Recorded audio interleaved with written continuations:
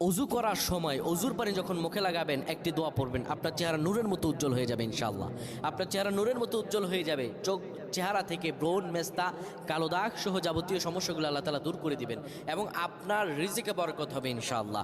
আপনার দোয়াগুলো কবুল হয়ে যাবে। অনেকের চেহারা সুন্দর কিন্তু তাকাতে ইচ্ছে করে না, মনে হয় চেহারায় নুন নাই, কিন্তু অনেকের চেহারাই কালো কিন্তু দেখতেও ভালো লাগে। যেমন এই যে বেলাল হাবশি, চেহারা দিকে তাকালেই শান্তির সুবাতাস বয়ে আসতো। সাহাবীরা যার চেহারা দেখে অনেক প্রশংসিত করিয়েছিল এবং যার কলব স্বচ্ছ ছিল। প্রিয় ভাইরা আমার, অজু যখন আপনি করবেন, অজুর পানিতে যখন আপনার চেহারা ভিজাবেন, তখন অজুর পানিতে আপনি এই দোয়াটা 3 বার পরে, দুরূদ শরীফ 3 বার পরে ফুঁক দিবেন।